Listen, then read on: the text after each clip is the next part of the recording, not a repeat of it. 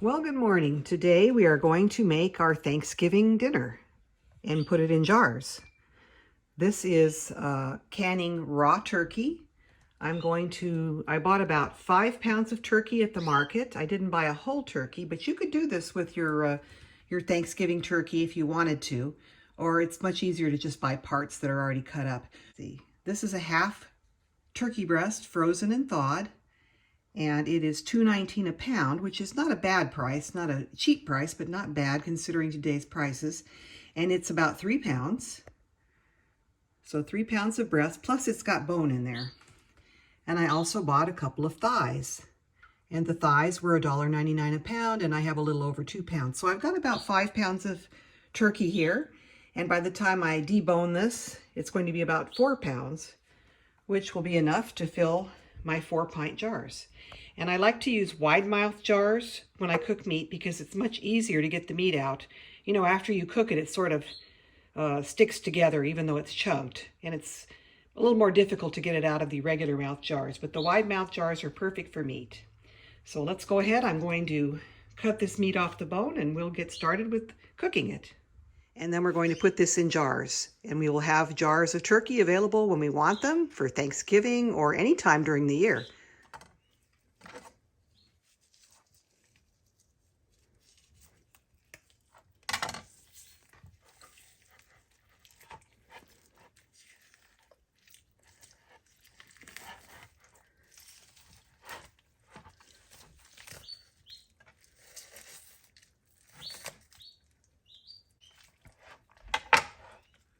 Oh, look, they even gave me a little pop-up valve there, which I do not need.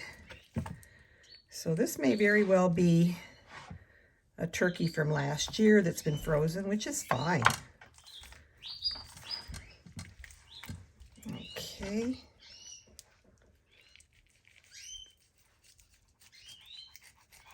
Just cut as close to the bone as you can.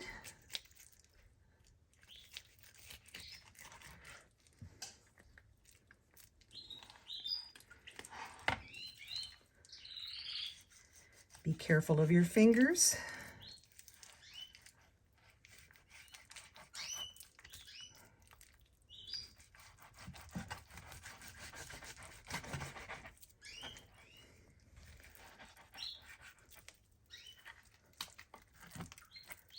There's a bone here.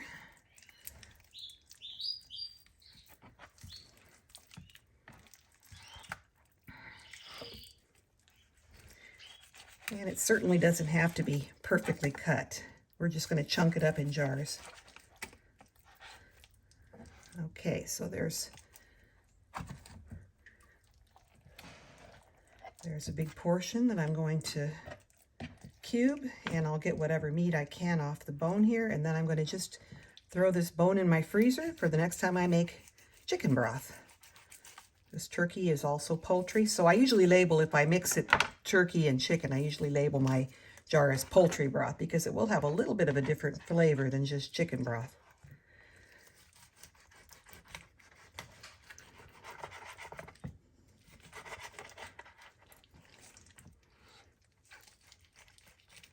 Okay, so I think that's good. Maybe a little more here. One more piece from here. So this will go into my freezer bag.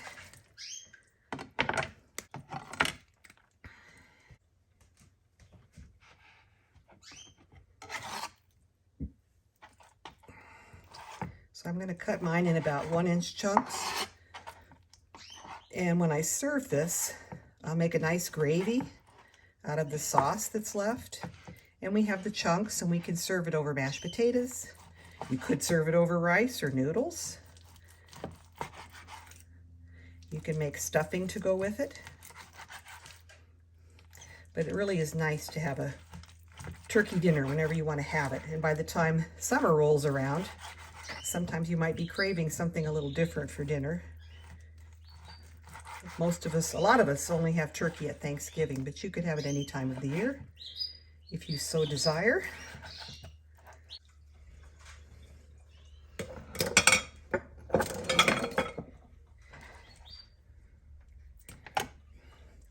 And since it could very well be just my husband and me for Thanksgiving, I may not feel like cooking a turkey in the oven that day. We may just use our canned turkey.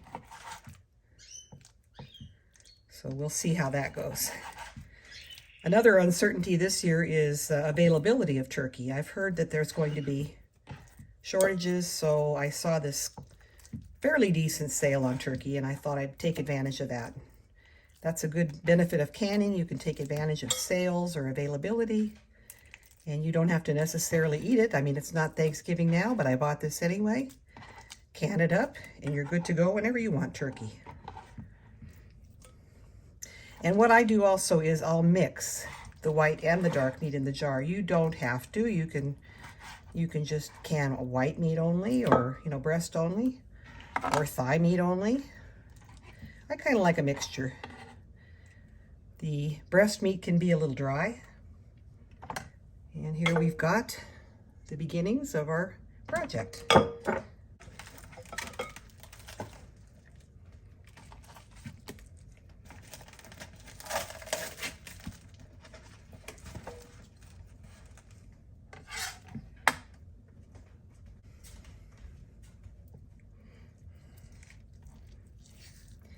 I do remove the skin. I don't know that you have to remove the skin, but for canning, I do remove the skin.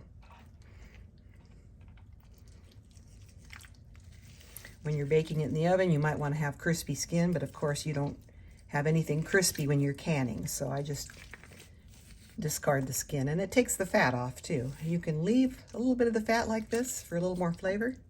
Makes a good gravy.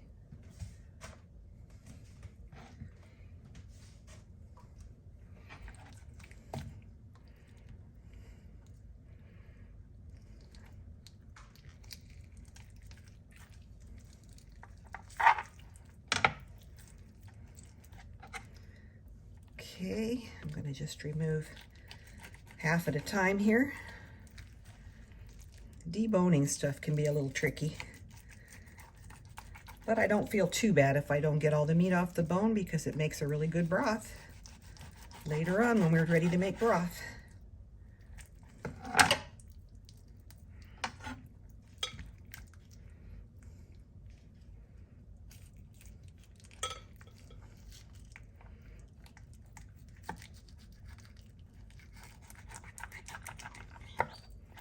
You can can your leftovers as well from Thanksgiving dinner. And the meat is already cooked, but you would still use the same time and the same process in your canner, because the processing is not to cook the meat necessarily, although it does cook it if you put it in there raw. But the canning process is meant to kill any pathogens that may be in your meat. So that takes a certain amount of time, and it's the same whether your meat is cooked or raw. So if you have leftover turkey from Thanksgiving, you can jar it up. Don't put any gravy in there, just jar up the meat itself. Put a little broth to get it to within the headspace that you need, about 1 inch of headspace or maybe a little bit more. And then use the same canning time, which is 1 hour and 15 minutes for pints and 1 hour and 30 minutes for quarts. Whether it's raw or cooked, the time is the same.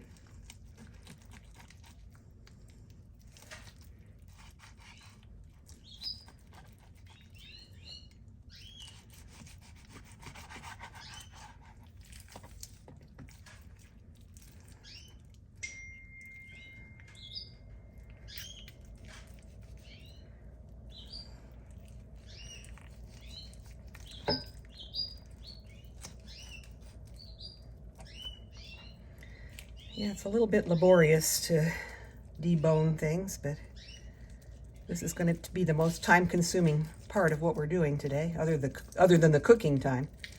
If you can use your stovetop canner, and my particular stovetop canner would hold about 8 pints or 7 quarts. But I'm going to use my electric canner. So if you've got a stovetop canner and you prefer to use that, by all means do so. There are a lot of questions in people's minds still about the electric canners, you know, if they're effective. And if you have questions, by all means, don't just take my advice and use an electric canner. If you feel uncomfortable, use your stovetop canner. And I'm presuming if you have a stovetop canner, you know about how it works and you've worked with it. So, okay, we're getting down to the end of the cutting up here. So I've just got some strips here. I'm going to chunk them up a little bit. And you could probably put them in as long strips like this. They're not too thick, so they would cook. But I just feel more comfortable myself chunking it to make sure that it gets thoroughly cooked when it's being canned. And I've got a little bone here. I'm going to remove that so nobody breaks a tooth when we're eating. Let's see what happened. There's a little piece of bone. I think I got it. Okay.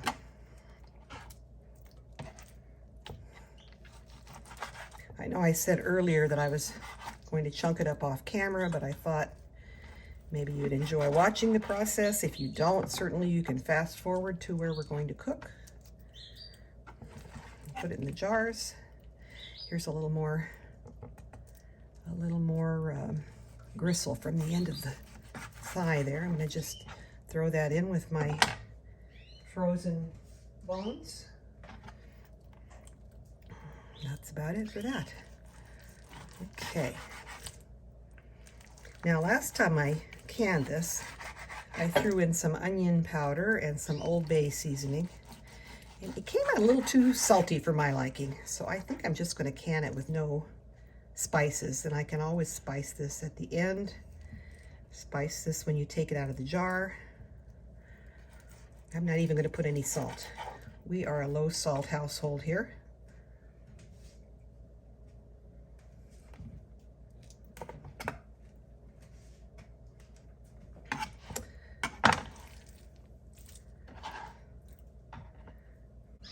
Okay, I've washed and sanitized my cutting board. Anytime you've got raw poultry, you want to follow up your cutting by washing and sanitizing the surface.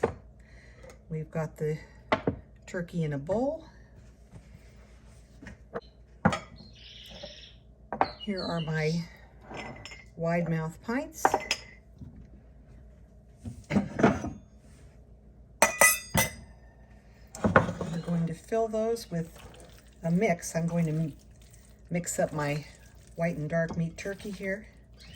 Get a little bit of both in each jar, light and dark. Okay. And I think I'm going to have enough here for 4 pints. And you just plop it right in there and you can pack it down a bit. We need about 1 inch of head space.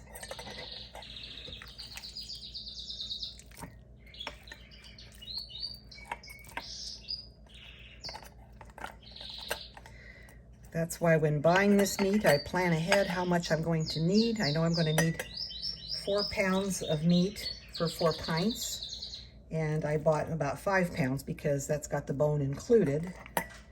By the time you take out the bone, you've got about your 4 pints. If you want to do 8 pints and do it in your stovetop canner, you'd need like, 9, 10 pounds of turkey. Or any meat that you're going to use. Wow, this is perfect. Let's see, I'm going to see which one has a little less. Maybe this one? No, let me see.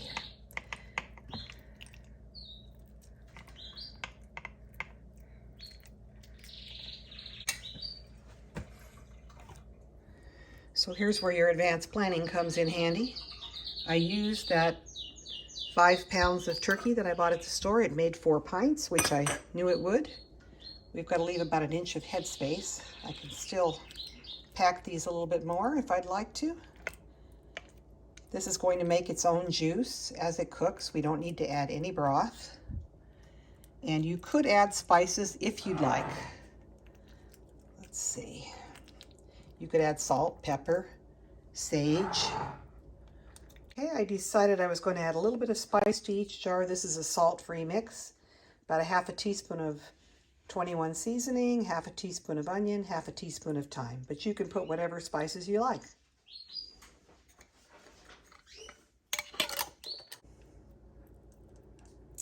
Okay, and of course before we started, even if you have new jars, you want to wash the jars beforehand to remove any manufacturing residue that might be there. And if you're reusing your jars, of course you've already washed them in your dishwasher or whatever. You want to take a moistened towel and clean off the rims. They're pretty clean because I used my funnel, my canning funnel. You can also use a little bit of vinegar if you want to on the rims, although I don't generally do that. I don't think it's necessary. That is usually the advice you're given when you're canning meat, is to clean the rims with vinegar. And that just helps your jars to seal more easily because vinegar will cut off any fatty residue that might be on the jar. I also like to make sure the thread areas are nice and clean. I don't want my lids sticking and being difficult to get off. And if there's food on the edges, that can, that's not going to be sanitary after cooking, and while it's being stored on the shelf, it would not would not stay sanitary. It would become rancid or gross. So you want to make sure this is nice and clean. That's another reason why we don't like siphoning, because siphoning brings the jar contents out over the rim into the ring area here. So we try to avoid siphoning if we can. And the best way to avoid siphoning is to bring your food up to temperature slowly and let it cool off also slowly. You don't want to do anything in a rush. So now that we've got the rims clean, put the lid. I use a new lid. Some people reuse their lids. I don't do that because I want to make sure my lids seal. So I have a pretty good stash of lids in the garage. I have some Harvest Guard lids, which are reusable lids that I haven't used yet. So when I have a session where I use those, I'll bring you along with me. So I'm going to tighten these rings to where they are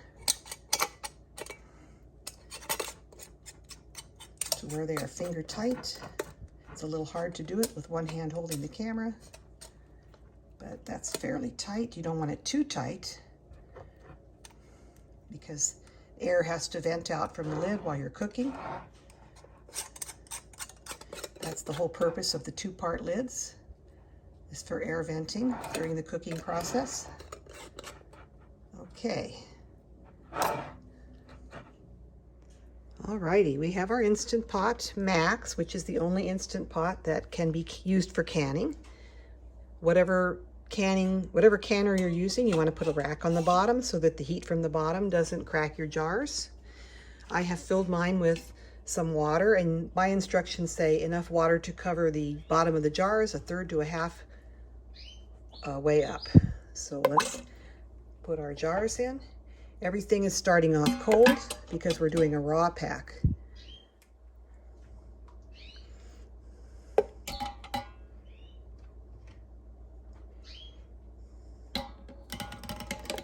And there you have it. My 4 wide mouth pints just fit perfectly into this Instant Pot Max. Here's the control panel. I've already pre-programmed this to my altitude. Okay, we're going to can. This is the target temperature that the machine will achieve.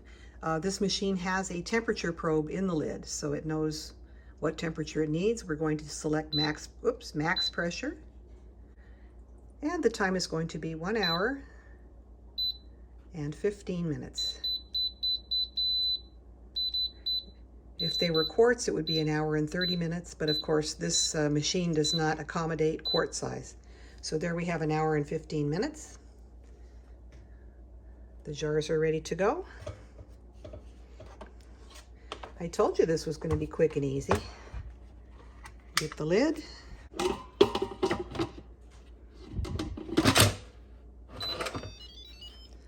All right. Alrighty, we heard that little magical noise that lets us know that our Instant Pot lid is in place and we're ready to go. Oh, and I also selected natural venting. You can select a quick release venting on this, but for canning, like I said, we want to do everything slowly. So we're going to just let this canner cool down on its own naturally with a slow release. Okay, we're ready. Let's start. And that is all there is to it. This pot will do the venting, the timing, everything for you. So I can literally just walk away at this point. If any problem develops with the temperature dropping or, any issue whatsoever, it doesn't come to pressure, this on would change to, I believe it says error, ERR, and then you would have to start your canning process all over. So we'll come back in an hour and 15 minutes. Right now the temperature inside the canner is 65. It's got to come up to the 240, 250, and once it gets there, it'll cook for the hour and 15 minutes. The computer with this pot knows to start timing when the temperature gets to the right point, and then it will automatically count down. We'll be back later. Okay, we have reached the point where the machine has detected that it needs to vent. It's going to vent out the air by itself. It's already given about 10 puffs. So just to let you know how that happens, and once it vents and the temperature gets up a little higher, then it will start the countdown of the cooking process. And we've been heating here for about 10-15 minutes. We have reached the required temperature. The time is counting down. So we'll be back in about an hour and 15 minutes. All right, the cooking time is finished, and now this is switched from cooking to a natural venting, and that'll probably take about an hour or an hour and a half, and then we can remove the jars from the Instant Pot. Okay, the red light has gone out. The pin has dropped, so we're able to open this and remove our turkey.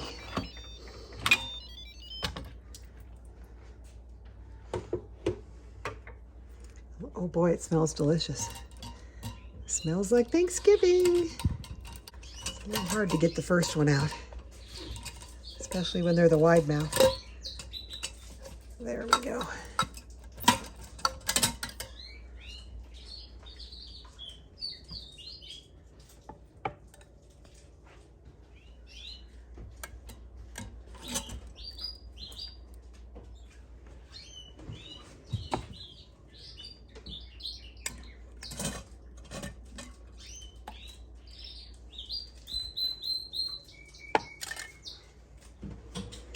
And the last one here.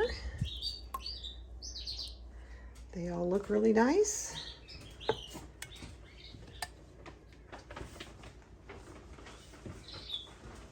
They made their own juice.